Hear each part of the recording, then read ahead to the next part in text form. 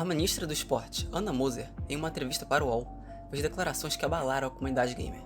Para ela, esportes não é esporte. Entretanto, essa definição não é, ou pelo menos não deveria ser, o ponto a ser debatido. O verdadeiro X da questão foi ocultado de todos. E nós estamos aqui hoje para falar dele.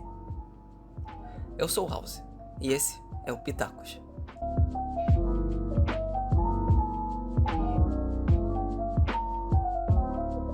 E esportes não é esporte. Assim disse a nossa ministra do esporte, Ana Moser. Se parasse aí, tudo bem. Essa é uma disputa que vem por anos, e com o assunto em voga, muitos compartilharam de opiniões semelhantes, inclusive o colunista da UOL, Flávio Gomes, que fez um texto em apoio à ministra, da qual vou dedicar um outro vídeo no futuro, sobre videogames e arte. O ponto é que fora do cenário gamer, não temos uma unanimidade. Logo, ela tem o direito de achar isso. O problema é o modo com que ela falou, com total desprezo e no processo ainda demonstrou uma profunda ignorância sobre o tema, tanto sobre esportes, como sobre o cenário de games no Brasil e no mundo. Primeiramente, vamos analisar a fala da ministra. A meu ver, o esporte eletrônico é uma indústria de entretenimento, não é esporte. Bem, ser entretenimento e ser um esporte não são coisas mutuamente exclusivas. Inclusive, a própria definição de esporte, que a Moser cita posteriormente, aquela que foi aprovada pelo Congresso Brasileiro, nos diz isso.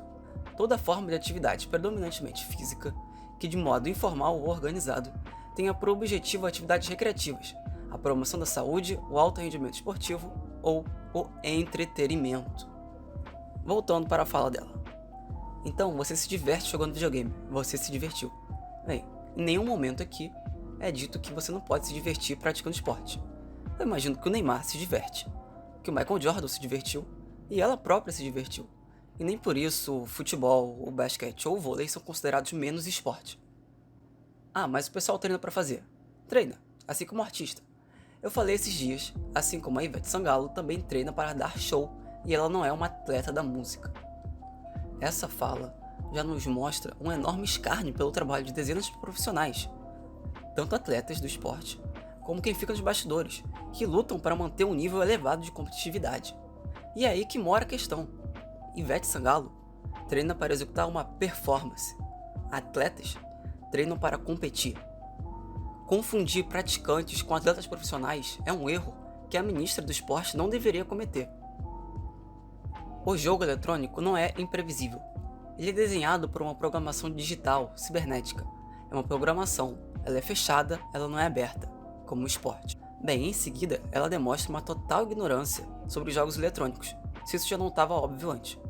Essa fala é simplesmente bizarra por vários motivos. E isso ainda levanta outras perguntas. O que ela entende como jogos? Será que ela acha que os jogadores profissionais jogam contra computadores? Bem, eu devo informá-la que não, eles jogam contra pessoas. E você quer algo mais imprevisível que um ser humano? E aí chegamos na parte da programação. A programação de um jogo são como as regras. Elas definem o ambiente e as suas limitações, o que você pode ou não fazer. Uma vez dentro daquele ambiente virtual, o jogador é livre para inovar de diversas formas. Basta assistir uma transmissão de esporte se você verá jogadas que nunca imaginou da vida, mesmo você sendo um jogador ativo daquele game. Mas essa é a diferença entre um casual e um pro player. A sua fala não termina aí. Ela continua falando sobre a definição de esporte na Câmara, aquela que nós já citamos anteriormente, em que ela lutou para formar um texto que excluísse esporte da sua definição. Vi alguns criadores de conteúdo associarem as falas da ministra como sendo uma posição exclusiva do governo atual, mas na verdade isso é algo da nossa sociedade. O texto sobre a definição de esportes que Ana Moser citou foi aprovado na Câmara pela sua maioria.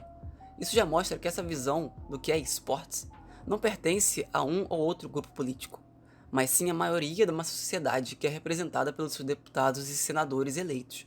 Isso também se mostra pelos diversos posicionamentos a favor da ministra e de suas falas que surgiram nas redes sociais e até em colunas de jornal. É preciso entender de onde que vem esse pensamento para que podemos compreender o problema e assim poder evoluir esse debate. A verdade é que isso é uma não polêmica, ou pelo menos não deveria ser. E esportes são esporte, em todos os sentidos, menos no físico. Inclusive, quando Moser se referiu à mudança feita na definição de esportes, foi justamente para acrescentar esse ponto. Mas essa questão em específico não impede que xadrez e pôquer sejam considerados esportes, mesmo que em uma categoria diferente, os esportes da mente. Nesse sentido, o esporte tem menos a ver com a atividade física, mas sim como uma atividade competitiva, ter regras fixas e justas, e o competidor está em busca de algum tipo de recompensa, além de estudar o jogo, o adversário e criar táticas diferentes. O que impede outros de chegarem a essa conclusão é o puro conservadorismo.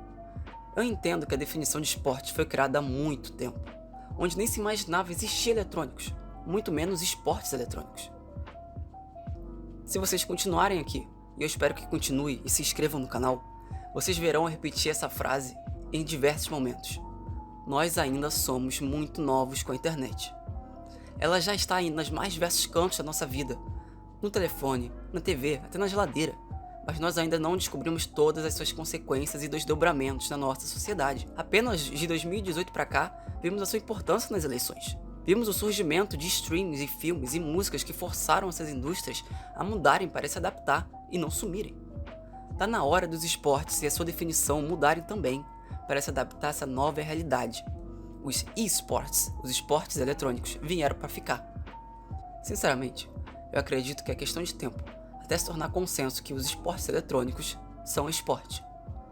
Os jovens que acompanham o cenário vão envelhecer e ocupar esses cargos de poder, inclusive ministérios, ao mesmo tempo em que os games se espalham no Brasil e no mundo. Essa mudança de perspectiva vai acontecer naturalmente. Isso não quer dizer que a comunidade deve assistir isso passivamente. Lutar por esse reconhecimento deve ser algo ativo e muito vocal. Entretanto, está na hora de evoluir esse debate para a real pergunta, aquela que ninguém fez, que muito menos debateram. O que motivou uma reação tão enfática da ministra é se os esportes deveriam receber incentivo público. Os atletas no Brasil são qualificados para receber incentivos, como o Bolsa Atleta e a Lei de Incentivos ao Esporte. Então, deveriam os atletas de esportes eletrônicos desfrutarem dessas mesmas políticas de incentivo? O esportes, assim como qualquer outro esporte, tem um papel de inclusão social e sociabilidade para os jovens, e se pensado de forma inteligente, pode ser usado para incentivar grandes projetos do governo. Entretanto, não podemos ignorar que os esportes são pautados pela propriedade intelectual de empresas privadas. Os grandes eventos de esporte são primeiramente grandes peças publicitárias dos jogos em questão. Eles são usados para vender os jogos. Usar dinheiro público, que é limitado e escasso, para incentivar eventos que vão, por último, beneficiar interesses privados, não parece certo. E de qualquer modo, qualquer intervenção do Estado nesse meio iria necessitar da negociação com essas grandes empresas. E é claro, também significa um aumento da regulação desse cenário. Além disso, para se tornar um pro player é necessário um investimento relativamente alto em computadores e acessórios. É verdade que nem todos os jogos competitivos necessitam de um PC turbo.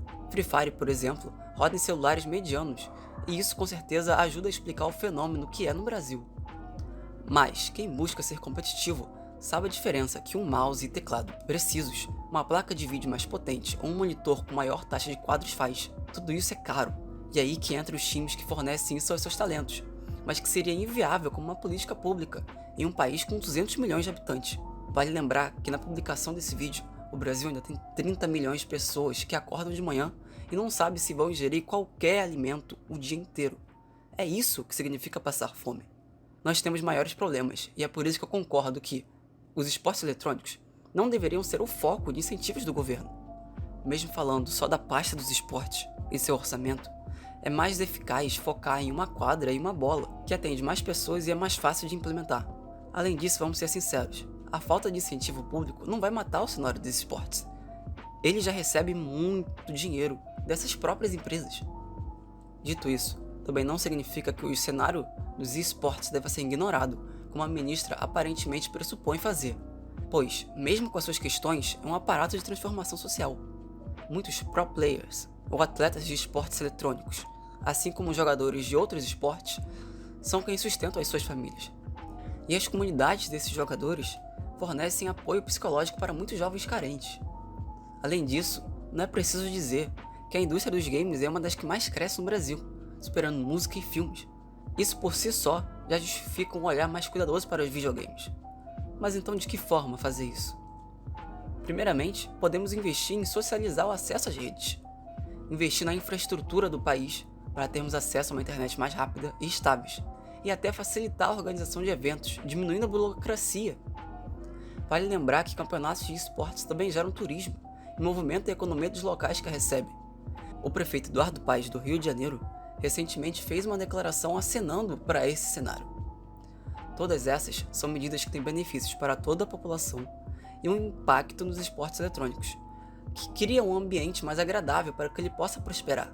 Podemos falar também da utilização dos esportes eletrônicos para promover campanhas de combate ao sedentarismo e a importância da saúde mental, principalmente em tempos de redes sociais. Bem, qualquer uma dessas poderia ter sido um complemento melhor à fala da ministra do que aquele show de ignorância que ela demonstrou a respeito de esportes e jogos no geral.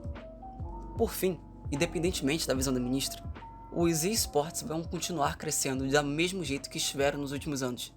É óbvio que, com o investimento e a valorização do governo federal, os jogos eletrônicos poderiam crescer muito mais rápido. Mas será que essa é realmente a melhor rota a se seguir? Mesmo contando com a regulamentação que se seguiria? Isso seria justo? Esse é o papel do Estado? Nós não temos assuntos mais urgentes? Bem, essa é a minha opinião. Esse é o meu pitaco. Deixe o seu nos comentários. Futuramente nós vamos lançar um vídeo sobre videogames e a visão que a sociedade tem deles. Será que videogame é arte? Mas isso aí fica pro próximo vídeo. Agora, se você gostou, não esquece de curtir, compartilhar, se inscrever e ativa o sininho para você não perder os nossos próximos vídeos. Valeu!